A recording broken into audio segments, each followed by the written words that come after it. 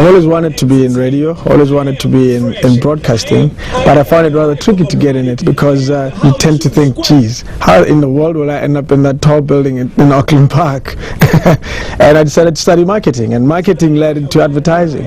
Advertising exposed me to a lot of broadcasting and radio recording. Eventually, it led to a job as a creative director for SABC Radio, looking after all radio stations. And with all those skills, which is writing, doing radio, I decided it's time for me to do my own business. That led to me running Mashabela Creatives, really. And that's exactly what he did. Entrepreneur David Mashabela successfully combined passion with experience to create an extremely successful business model. And now Mashabela Creatives is a full-service creative agency for all your broadcast needs. You walk in and get creative service, and you also get production for whether it's print, radio or TV, and you also get the writing of the commercials and the conceptualizing of the commercials. But more than that, also consulting for clients as to how best they can use certain mediums, particularly radio, because that's my specialty and my interest. Having already cemented some top-name clients, David doesn't underestimate the value of his 12 years experience in the industry.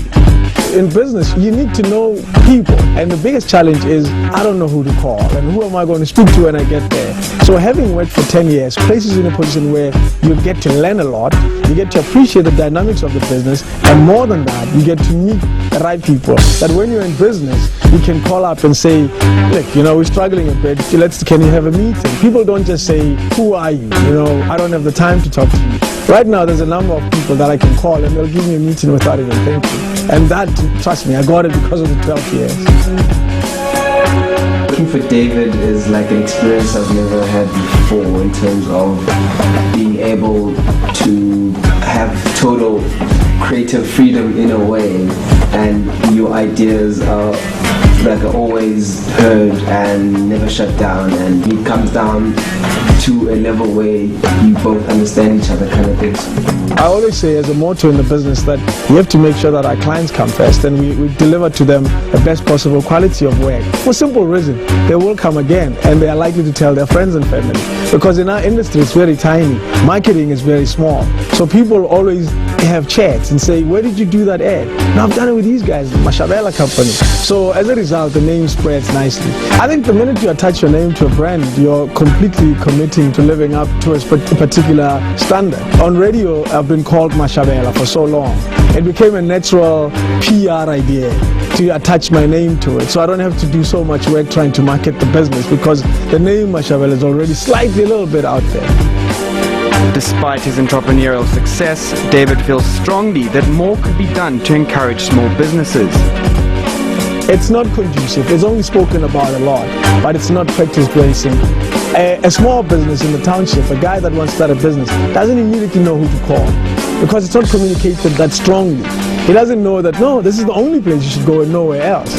These guys will help you. If they don't, they'll refer you elsewhere. That is not done. President Zuma keeps saying you have to grow small businesses because they are the backbone of the growth of our country's economy. But very little is done to support it in a way that's practical. I think the secret is basically hard work and pushing the limits and all the time. He hardly ever sleeps, and he doesn't sleep. He works 2 jobs. That's how he runs his business. And his business philosophy is very clear. And on a practical level, I truly believe that if your clients are happy, they will tell others, and they will tell others, and your business will grow. So I completely believe that you have to give the best possible service. Go the extra mile. I am the kind that would make sure that the client is driven to the studio and instead of them coming here themselves. Because I believe that leaves it gives an impression of this guy is willing to go the extra mile. But more than that, we still have to produce good quality work. Proof that hard work delivers success. Any advice for aspiring entrepreneurs? Very simple, do it. Don't talk about it too much, don't think about it too much, do it.